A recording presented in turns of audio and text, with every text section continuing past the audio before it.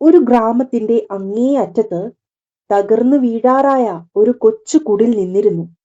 കാലം വർഷങ്ങൾക്ക് മുൻപ് ഉപേക്ഷിച്ചു പോയ ഒന്നാണതെന്ന് തോന്നിപ്പിക്കും വിധമായിരുന്നു ആ കുടിലിന്റെ അവസ്ഥ. ചുവരുകളിൽ നിന്ന് മണ്ണ് അടർന്നു വീണിരുന്നു. മേൽക്കൂര പലയിടത്തും തകർന്നിരുന്നു. മഴക്കാലത്ത് വെള്ളം അകത്തേക്ക് ഇറ്റിറ്റു വീഴുമായിരുന്നു. ആ കുടിലിൽ ഒരു വൃദ്ധ താമസിച്ചിരുന്നു. അവർക്ക് ഏകദേശം 70 വയസ്സുണ്ടാകും. കൂന് വന്ന നട്ടെല്ല്, മങ്ങിയ കാഴ്ച, മുഖത്താകട്ടെ ചുളിവുകൾ മാത്രമല്ല, കടന്നുപോയ വർഷങ്ങളുടെ വേദന വ്യക്തമായി എഴുതപ്പെട്ടിരുന്നു. ഗ്രാമവാസികൾ അവരെ കസ്തൂരി ദേവി എന്ന് വിളിച്ചിരുന്നു. എന്നാൽ ഇപ്പോൾ അവരെ വിളിക്കാൻ ആരെങ്കിലും ഉണ്ടാവുക എന്നത് അപൂർവമായിരുന്നു. കാരണം ആർക്കു വേണ്ടിയാണോ അവർ ജീവിതം മുഴുവൻ ജീവിച്ചു തീർത്തത്, ആ മകൻ 10 വർഷം മുൻപ് ഒരു രാത്രി പെട്ടെന്ന് വീട് വിട്ടു പോയതാണ്. പിന്നീട് ഒരിക്കലും മടങ്ങി വന്നില്ല. കസ്തൂരി ദേവിയുടെ ജീവിതം ഇപ്പോൾ മറ്റുള്ളവരുടെ ദയയിലായിരുന്നു നിലനിന്നിരുന്നത്. ഏതെങ്കിലും അയൽവാസി 2 നേരത്തെ ആഹാരം നൽകും. ആരെങ്കിലും പഴയ വസ്ത്രങ്ങൾ നൽകും. ചിലപ്പോൾ ഗ്രാമത്തിലെ സ്ത്രീകൾ കുറച്ച് ധാന്യം കൊടുക്കും. അതുകൊണ്ടൊക്കെയാണ് അവരുടെ ജീവിതം മുന്നോട്ട് നീങ്ങിയിരുന്നത്. രാവിലെ അവർ കുടിലിന് പുറത്തിരിക്കും. കയ്യിൽ പഴയൊരു ജപമാല, ചുണ്ടുകളിൽ മന്ത്രിക്കുന്ന പ്രാർത്ഥനകൾ. കണ്ണുകൾ ആ മൺപാതയിലേക്ക് ഇടയ്ക്കിടെ നീളും. ഇന്നും അവൾക്ക് പ്രതീക്ഷയുണ്ട്, ഒരുപക്ഷെ തന്റെ മകൻ മടങ്ങി വരുമെന്ന്. എന്നാൽ സുഹൃത്തുക്കളെ, അവർക്കറിയില്ലായിരുന്നു തന്റെ മകൻ മടങ്ങി വരുമെന്ന്. പക്ഷേ അന്ന് അവനൊരു മകനായിട്ടല്ല, മറിച്ച് ആ ജില്ലയുടെ മുഴുവൻ DM ആയിട്ടായിരിക്കും മടങ്ങി എത്തുക എന്ന്. 10 വർഷം മുൻപുള്ള കാര്യമാണ്.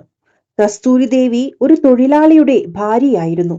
ഭർത്താവ് രാംധൻ ഓരോ ഗ്രാമങ്ങളിലും നടന്ന് പാടങ്ങളിലും ഇഷ്ടികക്കളങ്ങളിലും ജോലി ചെയ്ത് വളരെ കഷ്ടപ്പെട്ടാണ് വീട്ടുചെലവ് നടത്തിയിരുന്നത്. എങ്കിലും ഉള്ളതുകൊണ്ട് സന്തോഷത്തോടെ കഴിഞ്ഞു പോയിരുന്നു. പിന്നെ ഒരു ദിവസം അപ്രതീക്ഷിതമായി രാംധന് ഒരു രോഗം പിടിപെട്ടു. ചികിത്സിക്കാൻ പണമില്ലായിരുന്നു.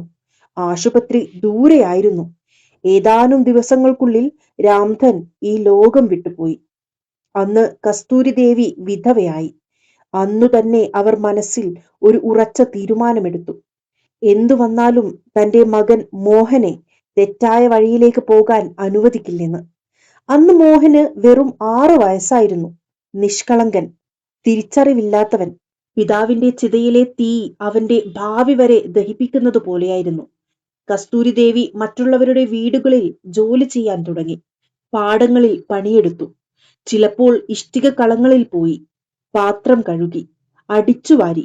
പക്ഷേ മകനെ പട്ടിണി കിട്ടില്ല. തന്റെ പങ്കിലെ പകുതി റൊട്ടി അവന് നൽകിക്കൊണ്ടിരുന്നു. കാലം കടന്നുപോയി. മോഹൻ വളരാൻ തുടങ്ങി. എന്നാൽ ദാരിദ്ര്യത്തോടൊപ്പം അവന്റെ ഉള്ളിൽ മറ്റൊരു കാര്യം കൂടി വളർന്നു. ദേഷ്യം. സ്വന്തം അവസ്ഥയോടുള്ള ദേഷ്യം. തന്റെ ഗ്രാമത്തോടുള്ള ദേഷ്യം. അമ്മയുടെ കർക്കശമായ സ്വഭാവത്തോടുള്ള ദേഷ്യം. കസ്തൂരി ദേവി കർക്കശക്കാരിയായിരുന്നു. കാരണം ഗ്രാമത്തിലെ ചീത്ത കൂട്ടുകെട്ടിൽപ്പെട്ട് മോഹനും വഷളാകുമോ എന്ന് അവർ ഭയപ്പെട്ടു. അവർ അവനെ ശകാരിച്ചു, ഉപദേശിച്ചു, ചിലപ്പോൾ അടിക്കുകയും ചെയ്തു. എന്നാൽ ഓരോ അടിക്കു പിന്നിലും അവരുടെ ഹൃദയം തകരുകയായിരുന്നു. ഇന്ന് കർക്കശമായി പെരുമാറിയില്ലെങ്കിൽ നാളെ മകൻ നശിച്ചു പോകുമെന്ന് അവർക്കറിയാമായിരുന്നു. പക്ഷേ മോഹന് ആ പ്രായത്തിൽ അത് മനസ്സിലാക്കാൻ കഴിഞ്ഞില്ല. ഒരു രാത്രി മോഹന് 16 വയസ്സുള്ളപ്പോൾ അവൻ സുഹൃത്തുക്കളോടൊപ്പം വൈകി വീട്ടിലെത്തി. ശരീരത്തിൽ നിന്ന് മദ്യത്തിന്റെ ഗന്ധം വരുന്നുണ്ടായിരുന്നു. കണ്ണുകൾ ചുവന്നിരുന്നു. കസ്തൂരി ദേവി ഇത് കണ്ടപ്പോൾ അവരുടെ നെഞ്ചു പിടഞ്ഞു. ദേഷ്യം സഹിക്കാനാവാതെ ആദ്യമായി അവർ മകനെ തല്ലി. "നീ എന്റെ മകനാണെന്ന് പറയാൻ പോലും യോഗ്യനല്ല." സുഹൃത്തുക്കളെ, ആ വാക്കുകൾ എല്ലാം മാറ്റിമറിച്ചു. മോഹൻ അന്നൊന്നും പറഞ്ഞില്ല. മിണ്ടാതെ അകത്തുപോയി. അമ്മ ഉറങ്ങാൻ കാത്തിരുന്നു. എന്നിട്ട് ഒരു ചെറിയ പൊതിയിൽ തുണികൾ കെട്ടി. ഇരുട്ടുള്ള രാത്രിയിൽ തിരിഞ്ഞു നോക്കാതെ വീട് വിട്ടിറങ്ങി. പിറ്റേന്ന് രാവിലെ മോഹനെ കാണാതിരുന്നപ്പോൾ അവൻ എവിടെയെങ്കിലും പാടത്ത് പോയിട്ടുണ്ടാകുമെന്ന് അമ്മ കരുതി. എന്നാൽ വൈകുന്നേരമായിട്ടും മോഹൻ മടങ്ങി വരാതിരുന്നപ്പോൾ അവരുടെ കാലടിയിലെ മണ്ണ് ഒലിച്ചുപോയി. അവർ ഓരോ ഗ്രാമങ്ങളിലും അലഞ്ഞു, ബന്ധുക്കളുടെ അടുത്തുപോയി, പോലീസ് സ്റ്റേഷൻ വരെ കയറി. പക്ഷേ മോഹനെ എവിടെയും കണ്ടില്ല. പതുക്കെ വർഷങ്ങൾ കടന്നുപോയി. പ്രതീക്ഷകൾ അസ്തമിച്ചു. ഒടുവിൽ കസ്തൂരി ദേവി വിശ്വസിച്ചു, തന്റെ മകൻ ഒരുപക്ഷെ ഈ ലോകത്ത് കാണില്ലെന്ന്. എന്നാൽ മോഹൻ നഗരത്തിലെത്തിയിരുന്നു. വിശന്നു വലഞ്ഞ്, തനിച്ച്, ഭയന്ന്. എന്നാൽ വിധി അവനായി മറ്റൊരു വഴി തുറന്നു വെച്ചിരുന്നു. ആദ്യം ഒരു ധാബയിൽ ജോലി, പിന്നെ പഠനത്തിന്റെ തുടക്കം. പകൽ ജോലി, രാത്രി പഠനം. താൻ എന്തെങ്കിലും ആയിത്തീരുമെന്ന ഒരു വാശി അവന്റെ ഉള്ളിലുണ്ടായിരുന്നു. അവിടെ നിന്നാണ് മോഹന്റെ ആ കഥ തുടങ്ങുന്നത്. വരും വർഷങ്ങളിൽ അവൻ ഒരു ഓഫീസറാകും, DM ആകും. ആ ജില്ലയിലെ ഏറ്റവും കർക്കശക്കാരനായ ഉദ്യോഗസ്ഥൻ എന്ന് വിളിക്കപ്പെടും. എന്നാൽ സുഹൃത്തുക്കളെ, യഥാർത്ഥ കഥ തുടങ്ങുന്നത് ഒരു ദിവസം ഫയലുകളുടെ കൂമ്പാരത്തിനിടയിലിരിക്കുന്ന DM മോഹന്റെ മുന്നിൽ ഒരു റിപ്പോർട്ട് എത്തുമ്പോഴാണ്. അതിൽ എഴുതിയിരുന്നു, ഗ്രാമത്തിന്റെ അങ്ങേ അറ്റത്തുള്ള ഒരു കുടിലിൽ ഒരു വൃദ്ധ വിശപ്പും രോഗവും കൊണ്ട് കഷ്ടപ്പെടുന്നു എന്ന്. ആ റിപ്പോർട്ടിലെ പേര് കസ്തൂരി ദേവി എന്നായിരുന്നു. ആ പേര് വായിച്ചതും മോഹന്റെ കൈകൾ വിറച്ചു. പേന താഴെ വീണു. 10 വർഷം മുൻപുള്ള ആ രാത്രി അവന്റെ കണ്ണുകൾക്ക് മുന്നിൽ തെളിഞ്ഞു വന്നു. സുഹൃത്തുക്കളെ, ആ ഫയലിന്റെ പേര് മോഹന്റെ കണ്ണുകൾക്ക് മുന്നിൽ വന്നപ്പോൾ അവന്റെ ഉള്ളിൽ എന്തോ തകർന്നു. 10 വർഷം മുൻപ് ദേഷ്യത്തിൽ താൻ ഉപേക്ഷിച്ചു പോയ അതേ അമ്മ ഇന്ന് സർക്കാർ രേഖകളിൽ നിസ്സഹായയായ ഒരു വൃദ്ധയായി മാറിയിരിക്കുന്നു. DM മോഹൻ സിംഗിന്റെ കസേരയിലിരുന്ന ആ ഉദ്യോഗസ്ഥൻ പെട്ടെന്ന് ആ പഴയ 16 വയസ്സുകാരനായി മാറി. മുറിയിലുണ്ടായിരുന്ന മറ്റുദ്യോഗസ്ഥർ കണ്ടു DM പെട്ടെന്ന് നിശബ്ദനായിരിക്കുന്നത്. അദ്ദേഹത്തിന്റെ കണ്ണുകൾ ഫയലിൽ തറച്ചിരിക്കുകയായിരുന്നു. പക്ഷെ മനസ്സ് എവിടെയോ ദൂരേക്ക് പോയിരുന്നു. മോഹൻ പതുക്കെ ഫയൽ അടച്ചു. ഘനഗാംഭീര്യമുള്ള സ്വരത്തിൽ ചോദിച്ചു, ഈ സ്ത്രീയെക്കുറിച്ച് കൂടുതൽ എന്ത് വിവരമാണുള്ളത്? കീഴുദ്യോഗസ്ഥർ പറഞ്ഞു, സർ, ഈ സ്ത്രീ ഗ്രാമത്തിന്റെ അങ്ങേയറ്റത്ത് തകർന്നു വീഴാറായ ഒരു കുടിലിലാണ് താമസിക്കുന്നത്. പലതവണ പഞ്ചായത്തിനോട് സഹായം അഭ്യർത്ഥിച്ചു. പക്ഷേ പേപ്പർ ജോലികളിൽപ്പെട്ട് അത് തടസ്സപ്പെട്ടു. പ്രായം കൂടിയിരിക്കുന്നു, നടക്കാൻ വയ്യ, പലപ്പോഴും പട്ടിണി കിടക്കാറുണ്ട്. ഇത്രയും കേട്ടപ്പോൾ മോഹൻ വിരലുകൾ മുറുക്കി പിടിച്ചു. ഉള്ളിൽ ഒരേയൊരു ചോദ്യം മുഴങ്ങിക്കൊണ്ടിരുന്നു, സത്യമായും എന്റെ അമ്മ ഇന്നും ഞാൻ ജനിച്ച അതേ കുടിലിൽ തന്നെയാണോ കഴിയുന്നത്? അന്ന് മോഹൻ ആരോടും ഒന്നും പറഞ്ഞില്ല. ഓഫീസിലെ ജോലികൾ തീർത്തു. വൈകുന്നേരം ഔദ്യോഗിക ബംഗ്ലാവിലെത്തി. പക്ഷേ ആദ്യമായി ആ വലിയ വീടിന്റെ ചുവരുകൾ തന്നെ കടിച്ചു കീറാൻ വരുന്നത് പോലെ അവന് തോന്നി. AC-യുടെ തണുപ്പിലും അവന്റെ നെറ്റിയിൽ വിയർപ്പ് പൊടിഞ്ഞു. രാത്രി ആഹാരത്തിന്റെ മുന്നിലിരുന്നു. പക്ഷേ ഇറങ്ങുന്നുണ്ടായിരുന്നില്ല. വീണ്ടും വീണ്ടും അമ്മയുടെ മുഖം കൺമുന്നിൽ വന്നു. ആ കുനിഞ്ഞ നട്ടെല്ല്, കർക്കശമായ ആ മുഖത്തിന് പിന്നിൽ ഒളിഞ്ഞിരുന്ന അതിരുകളില്ലാത്ത സ്നേഹം. തന്നെ ഒരിക്കൽ തല്ലിയ അതേ കൈകൾ, ഒരിക്കലും തന്നെ പട്ടിണി കിട്ടിട്ടില്ലാത്ത അതേ കൈകൾ. രാത്രി ഏകദേശം 2 മണിക്ക് മോഹൻ ഞെട്ടിയുണർന്നു. സ്വപ്നത്തിൽ അവൻ കണ്ടു, അമ്മ കുടിലിന് പുറത്തിരുന്ന് അവനെ വിളിക്കുന്നു. എത്ര ശ്രമിച്ചിട്ടും അവന് അമ്മയുടെ അടുത്ത് എത്താൻ കഴിയുന്നില്ല. പരിഭ്രമത്തോടെ അവൻ വെള്ളം കുടിച്ചു. ആ നിമിഷം ഒരു തീരുമാനമെടുത്തു, താൻ അമ്മയുടെ അടുത്ത് പോകും. പക്ഷേ DM ആയിട്ടല്ല, മറിച്ച് മകനായിട്ട്. പിറ്റേന്ന് ഓഫീസിലെത്തിയ ഉടൻ അദ്ദേഹം തന്റെ PM-നെ വിളിച്ചു. ഇന്ന് വൈകുന്നേരം എനിക്ക് മീറ്റിങ്ങുകൾ ഒന്നുമില്ല. എന്റെ ഗ്രാമം സന്ദർശിക്കണം. അത് എന്റെ സ്വകാര്യ കാര്യമാണ്. കീഴുദ്യോഗസ്ഥന് ഒന്നും മനസ്സിലായില്ലെങ്കിലും DM സാറിന്റെ മുഖത്തെ ഗൗരവം കണ്ട് ഒന്നും ചോദിച്ചില്ല. സുഹൃത്തുക്കളെ, അന്ന് വൈകുന്നേരം ഇരുട്ടി തുടങ്ങിയപ്പോൾ ഒരു സർക്കാർ വാഹനം ഗ്രാമം ലക്ഷ്യമാക്കി തിരിഞ്ഞു. പക്ഷേ അതിൽ സൈറണോ ചുവന്ന ലൈറ്റോ ഇല്ലായിരുന്നു. വാഹനത്തിനുള്ളിൽ DM ആണെന്ന് ആരോടും പറയരുത് എന്ന് ഡ്രൈവർക്ക് കർശന നിർദ്ദേശം നൽകിയിരുന്നു. വഴിയിലുടനീളം മോഹൻ ജനാലയിലൂടെ പുറത്തേക്ക് നോക്കിയിരുന്നു. അതേ പാടങ്ങൾ, മണ്ണിന്റെ അതേ മണം, അതേ മൺപാതകൾ. ഓരോ വളവിലും കടന്നുപോയ വർഷങ്ങൾ അവന്റെ കൺമുന്നിൽ മിന്നി മറഞ്ഞു. വാഹനം ഗ്രാമത്തിനടുത്ത് എത്തുന്തോറും അവന്റെ ഹൃദയമിടിപ്പ് കൂടി. 10 വർഷത്തിനിടെ അവൻ വലിയ തീരുമാനങ്ങൾ എടുത്തിട്ടുണ്ട്. പല കുറ്റവാളികളെയും ശിക്ഷിച്ചിട്ടുണ്ട്. പക്ഷെ ഇന്ന് അമ്മയുടെ മുന്നിൽ നിൽക്കാൻ അവന് വല്ലാത്ത ഭയം തോന്നി. ഗ്രാമത്തിന് പുറത്ത് വണ്ടി നിർത്തി. മോഹൻ സാധാരണ വസ്ത്രമാണ് ധരിച്ചിരിക്കുന്നത്. മുഖത്ത് താടിയും തലയിൽ ഒരു തൊപ്പിയും ഉണ്ടായിരുന്നു, ആരും തിരിച്ചറിയാതിരിക്കാൻ. അവൻ നടന്ന് ഗ്രാമത്തിലെ ഇടവഴികളിലൂടെ നീങ്ങി. ചിലർ അവനെ നോക്കുന്നുണ്ടായിരുന്നു, പക്ഷെ ആർക്കും മനസ്സിലായില്ല. ഒരിക്കൽ താൻ നഗ്നപാതനായി ഓടിയിരുന്ന അതേ ഇടവഴികൾ, അതേ കിണർ, അതേ പേരാൽ മരം, പിന്നെ ആ കുടിൽ. അത് കണ്ടപ്പോൾ മോഹന്റെ കാലുകൾ അറിയാതെ നിന്നുപോയി. കുടിൽ പഴയതിനേക്കാൾ കൂടുതൽ ജീർണിച്ചിരുന്നു. ചുവരുകൾ ചരിഞ്ഞിരിക്കുന്നു. വാതിൽ പകുതി തകർന്നിരിക്കുന്നു. പുറത്ത് പഴയൊരു കട്ടിൽ കിടപ്പുണ്ട്. മോഹന്റെ കണ്ണുകൾ നിറഞ്ഞു. തൊണ്ട ഇടറി. അവൻ കുറച്ചുനേരം അവിടെ തന്നെ നിന്നു. അപ്പോൾ കുടിലിനുള്ളിൽ നിന്ന് ഒരു ദുർബലമായ ശബ്ദം കേട്ടു. ആരാണ്? ആ ശബ്ദം കേട്ടതോടെ മോഹന്റെ കാലുകൾക്ക് ശക്തി നഷ്ടപ്പെട്ടതുപോലെയായി. അവൻ മുന്നോട്ട് നടന്നു. പതുക്കെ കുടിലിനുള്ളിലേക്ക് എത്തി നോക്കി.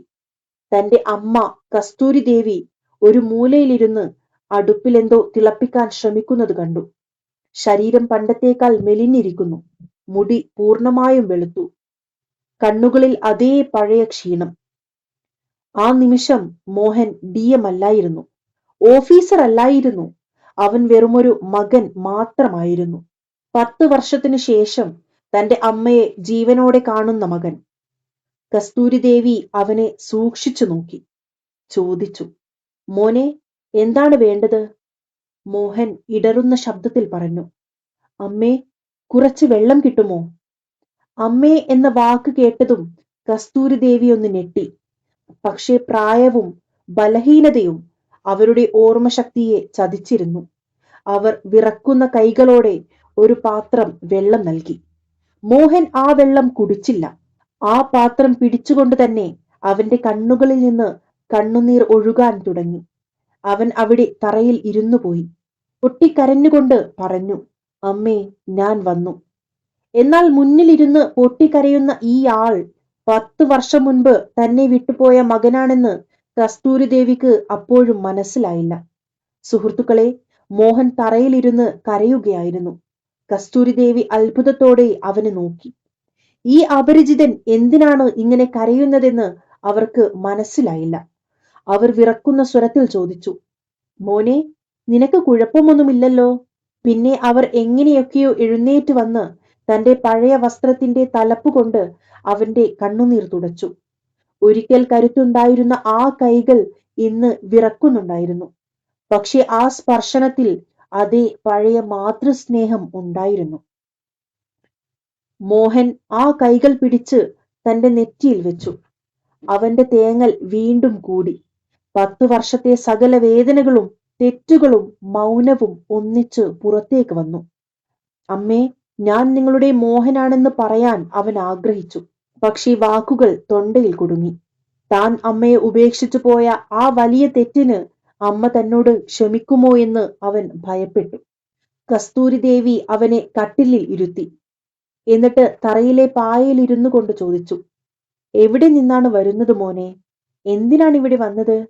മോഹൻ സ്വയം നിയന്ത്രിച്ചു പറഞ്ഞു, അമ്മേ, ഞാൻ നഗരത്തിൽ നിന്നാണ് വരുന്നത്. അവിടെ ജോലി ചെയ്യുകയാണ്. ഒരു കാര്യത്തിനായി ഈ ഗ്രാമത്തിൽ വന്നതാണ്.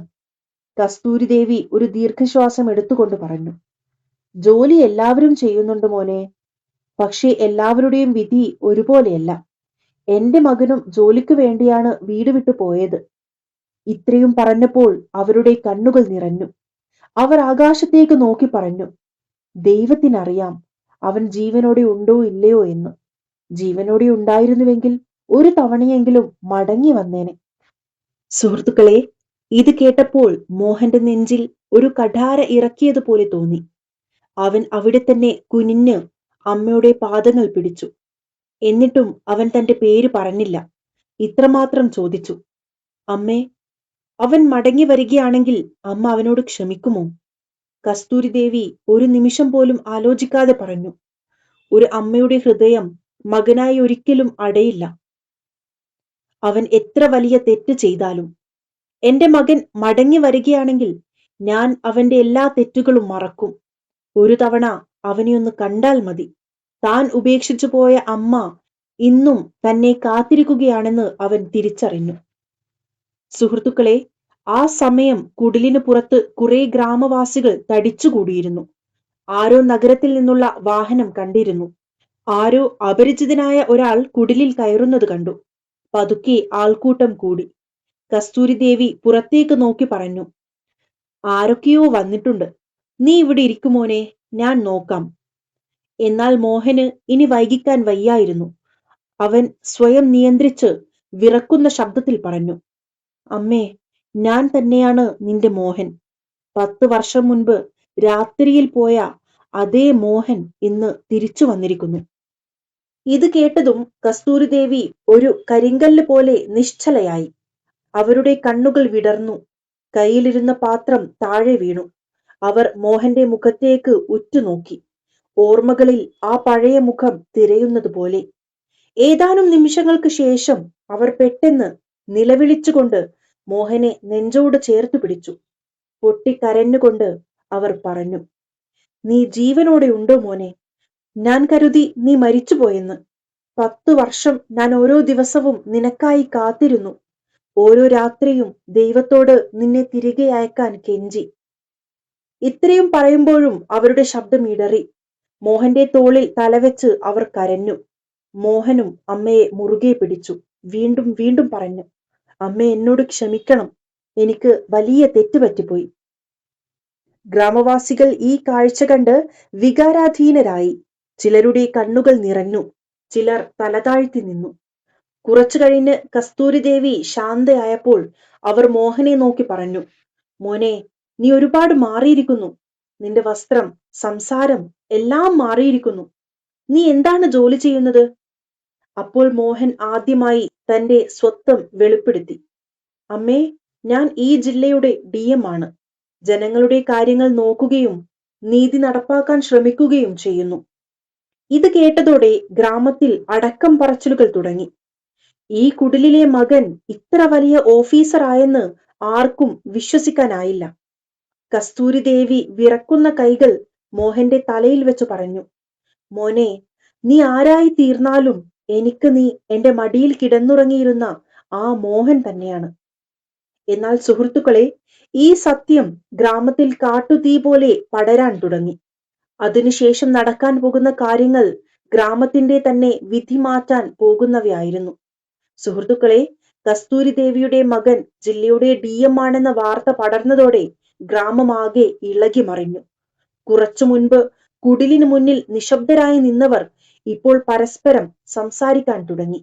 വർഷങ്ങളായി 2 റൊട്ടി കൊടുത്ത് തങ്ങൾ സംരക്ഷിച്ചു പോന്ന ആ വൃദ്ധയുടെ മകൻ ഇത്ര വലിയ ഓഫീസറാണെന്ന് അവർക്ക് വിശ്വസിക്കാനായില്ല.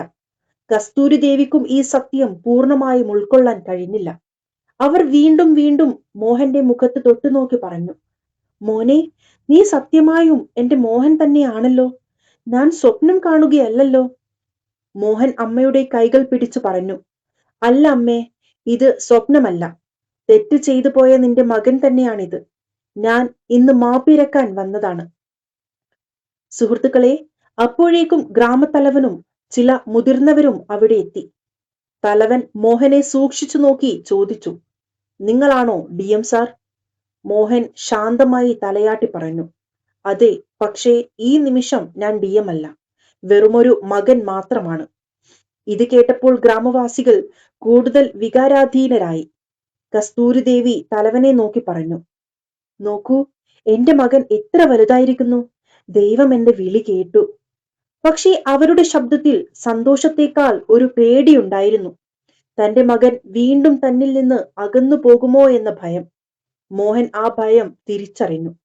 അവൻ അമ്മയുടെ കൈപിടിച്ചു പറഞ്ഞു, അമ്മേ, ഇനി ഞാൻ നിന്നെ ഒരിക്കലും തനിച്ചാക്കില്ല. ഇനി നിങ്ങൾ എന്റെ കൂടെ വരും. ഈ കുടിൽ നിങ്ങളുടെ വേദനയാണ്, ശിക്ഷയാണ്. ഇനി ഇവിടെ നിൽക്കേണ്ടതില്ല. പക്ഷേ കസ്തൂരി ദേവി പതുക്കെ തലയാട്ടി പറഞ്ഞു, മോനെ, ഈ കുടിൽ വെറും വേദനയല്ല. ഇതാണ് എന്റെ ജീവിതം മുഴുവൻ. ഇവിടെയാണ് നിന്റെ അച്ഛൻ അവസാന ശ്വാസം എടുത്തത്. ഇവിടെയാണ് നീ ജനിച്ചത്. ഇതിനെ ഉപേക്ഷിച്ച് ഞാൻ എങ്ങനെ വരും?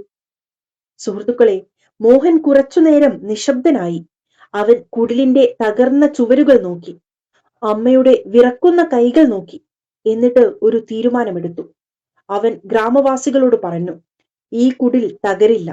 ഇത് മാറും, പക്ഷേ ഇവിടെ തന്നെ ഉണ്ടാകും.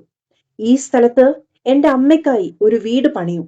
അവർക്ക് ഒരിക്കലും പട്ടിണി കിടക്കേണ്ടി വരില്ലാത്ത, തണുപ്പിനെയും മഴയെയും ഭയപ്പെടേണ്ടി വരാത്ത ഒരു വീട്.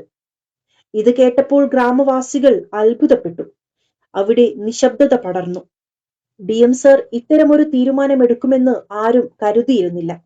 മോഹൻ ഉടൻ തന്നെ BDOയെയും എഞ്ചിനീയറെയും വിളിപ്പിച്ചു. എന്നിട്ട് പറഞ്ഞു, നാളെ രാവിലെ ഈ ഗ്രാമത്തിലെ ആവാസ് യോജനയുടെയും പെൻഷന്റെയും തടസ്സപ്പെട്ട് കിടക്കുന്ന എല്ലാ ഫയലുകളും എന്റെ മുന്നിൽ എത്തിക്കണം. ഏതെങ്കിലും ഫയലിൽ വീഴ്ച കണ്ടാൽ ഉത്തരവാദികളായ ഉദ്യോഗസ്ഥരെ വെറുതെ വിടില്ല. ഗ്രാമവാസികൾ ആദ്യമായാണ് ഒരു DM ഇത്രയും വൈകാരികമായും അതേസമയം കർക്കശക്കാരനായും പെരുമാറുന്നത് കാണുന്നത്. രാത്രിയായി. മോഹൻ അമ്മയോടൊപ്പം ആ കുടിലിൽ തന്നെ കഴിഞ്ഞു. അവൻ സ്വന്തമായി അടുപ്പുകൂട്ടി. ഗ്രാമവാസികളോട് പാലും മരുന്നും എത്തിക്കാൻ പറഞ്ഞു. സ്വന്തം കൈകൊണ്ട് അമ്മയെ ഊട്ടി. കസ്തൂരി ദേവിയുടെ കണ്ണുകളിൽ നിന്ന് കണ്ണുനീർ ഒഴുകിക്കൊണ്ടിരുന്നു. അവർ ദൈവത്തെ സ്തുതിച്ചു പറഞ്ഞു, ഭഗവാനെ, ഇന്ന് നീ എന്നെ വിളിച്ചാലും എനിക്ക് പരാതിയില്ല. എന്റെ മകൻ എന്റെ കൺമുന്നിലുണ്ടല്ലോ. മോഹൻ അമ്മയുടെ അടുത്തിരുന്നു. അവരുടെ തല തന്റെ തോളിൽ ചായ്ച്ചു വെച്ചു. സകല സമ്പത്തിനേക്കാളും അധികാരത്തെക്കാളും വലുത് അമ്മയുടെ ആശ്വാസമാണെന്ന് അവൻ തിരിച്ചറിഞ്ഞു. സുഹൃത്തുക്കളെ, പക്ഷേ കഥ ഇവിടെ തീരുന്നില്ല. പിറ്റേന്ന് നടക്കാൻ പോകുന്നത് കസ്തൂരി ദേവിയുടെ ജീവിതം മാത്രമല്ല, ഗ്രാമത്തിന്റെ തന്നെ ചിത്രം മാറ്റാൻ പോകുന്നതായിരുന്നു. കാരണം ഇന്നാദ്യമായി DM മോഹൻ സിംഗ് തന്റെ അധികാരം ഉപയോഗിക്കാൻ പോകുന്നത് ഒരു അന്വേഷണത്തിനല്ല, മറിച്ച് തന്റെ ഭൂതകാലത്തോട് കടം വീട്ടാനാണ്. സുഹൃത്തുക്കളെ, പിറ്റേന്ന് രാവിലെ ഗ്രാമത്തിൽ സൂര്യൻ ഉദിച്ചത് വെറുമൊരു പുതിയ ദിവസമായിട്ടല്ല, മറിച്ച് ഗ്രാമത്തിന്റെ തന്നെ പുതിയ വിധിയുടെ തുടക്കമായിട്ടായിരുന്നു. കസ്തൂരി ദേവിക്ക് രാത്രി ഉറങ്ങാൻ കഴിഞ്ഞില്ല. ഇടയ്ക്കിടെ മകന്റെ മുഖം നോക്കി അതൊരു സ്വപ്നമല്ലെന്ന് ഉറപ്പുവരുത്തി. മോഹനും ഉറങ്ങിയില്ല. താൻ ജനിച്ച കുടിലിന്റെ ചുവരുകൾ നോക്കിയും അമ്മയുടെ ശ്വാസം കേട്ടും അവൻ ചിന്തിച്ചു. ഏത് പദവിയിലെത്താനാണോ താൻ അമ്മയെ ഉപേക്ഷിച്ചത്, ആ പദവി അമ്മയുടെ മുന്നിൽ എത്ര ചെറുതാണെന്ന്.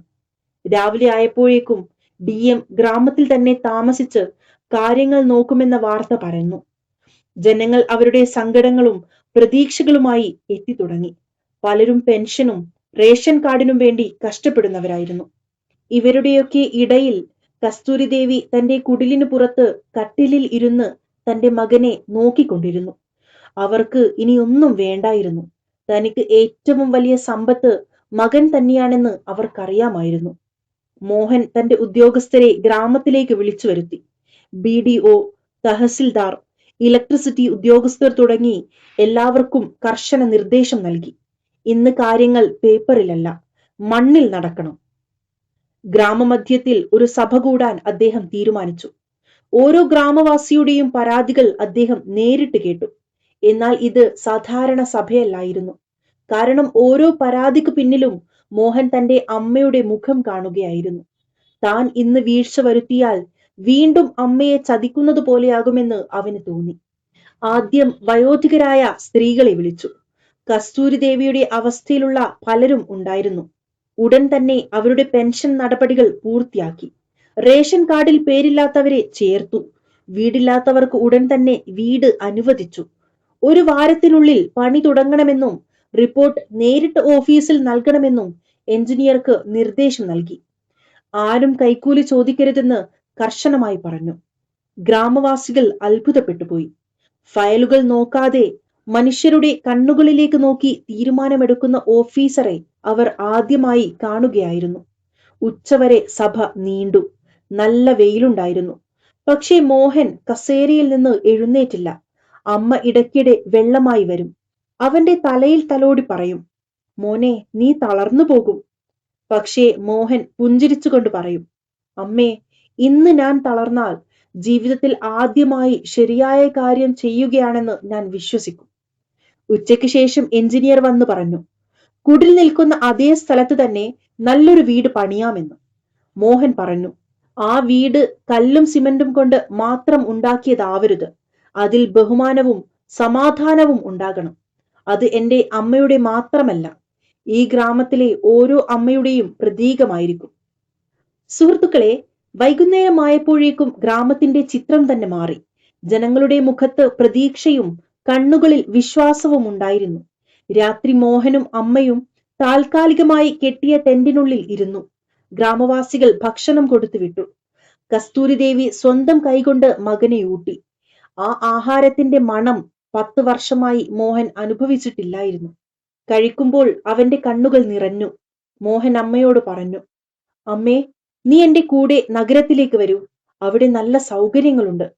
പക്ഷേ കസ്തൂരി ദേവി പറഞ്ഞു, മോനെ, എന്റെ മകൻ എവിടെയുണ്ടോ അവിടെയാണ് ഞാനും. പക്ഷേ എന്റെ വേരുകൾ ഈ മണ്ണിലാണ്. നീ എന്റെ കാര്യം നോക്കാൻ ആഗ്രഹിക്കുന്നുണ്ടെങ്കിൽ ഈ മണ്ണിന്റെ കാര്യം നോക്കൂ. മോഹൻ അമ്മയുടെ വാക്ക് സമ്മതിച്ചു. കാരണം അമ്മയെ തോൽപ്പിക്കലല്ല, മനസ്സിലാക്കലാണ് വേണ്ടതെന്ന് അവൻ പഠിച്ചു. അടുത്ത ഏതാനും മാസങ്ങൾക്കുള്ളിൽ അവിടെ നല്ലൊരു വീട് പണിയെടുത്തു. കസ്തൂരി ദേവി അങ്ങോട്ട് താമസം മാറി. ഗ്രാമത്തിലെ മറ്റു മുതിർന്നവർക്കും സർക്കാരിന്റെ ആനുകൂല്യങ്ങൾ കിട്ടിത്തുടങ്ങി. സ്കൂളുകളിൽ കുട്ടികൾ കൂടി. ആശുപത്രിയിൽ മരുന്നുകളെത്തി. ഉദ്യോഗസ്ഥ ഭരണമെന്നാൽ ഭയമല്ല, താങ്ങാണെന്ന് ഗ്രാമവാസികൾ തിരിച്ചറിഞ്ഞു. മോഹൻ ഇടയ്ക്കിടെ ഗ്രാമത്തിൽ വരും. ചിലപ്പോൾ DM ആയി, ചിലപ്പോൾ മകനായി. ഓരോ തവണയും അമ്മയുടെ പാദം തൊട്ട് വണങ്ങിയേ അവൻ ഗ്രാമത്തിൽ പ്രവേശിക്കൂ. ഒരു ദിവസം മോഹന് സ്ഥലം മാറ്റം ലഭിച്ചു. വലിയ ജില്ലയുടെ ചുമതലയാണ് കിട്ടിയത്. ഗ്രാമമാകെ സങ്കടത്തിലായി.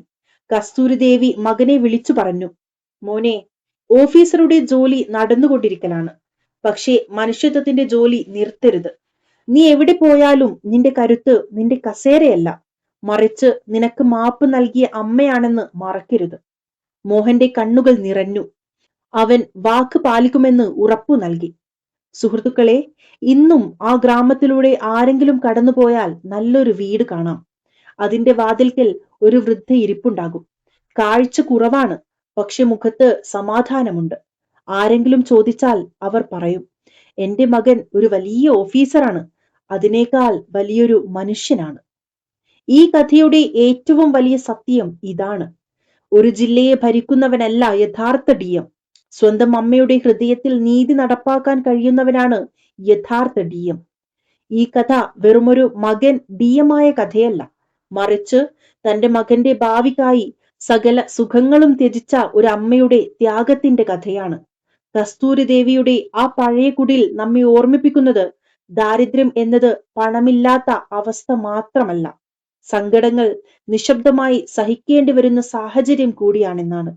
വിജയത്തിന്റെ ഏറ്റവും ഉയർന്ന കൊടുമുടിയിൽ നിൽക്കുമ്പോഴും അമ്മയുടെ കണ്ണിൽ കണ്ണുനീരുണ്ടെങ്കിൽ ആ വിജയം അർത്ഥശൂന്യമാണ്. ജീവിതത്തിലെ ഏറ്റവും വലിയ വിജയം എന്നത് അമ്മയുടെ മുഖത്തെ ആ സംതൃപ്തമായ പുഞ്ചിരിയാണ്. ഈ കഥ നിങ്ങളുടെ ഹൃദയത്തെ സ്പർശിച്ചിട്ടുണ്ടെങ്കിൽ അത് ജീവിതത്തിൽ പ്രാവർത്തികമാക്കൂ. ഒരുപക്ഷെ ഏതെങ്കിലും ഒരു കസ്തൂരി ദേവി ഇന്നും തന്റെ മകനായി കാത്തിരിക്കുന്നുണ്ടാകാം. നിന്റെ അമ്മയുടെ അടുത്തേക്ക് മടങ്ങിച്ചെന്ന് അവരുടെ കണ്ണുകളിലെ ക്ഷീണത്തിന് ആശ്വാസം നൽകാൻ കഴിയുന്ന ആ ദിവസം ഇന്നു തന്നെയാകട്ടെ.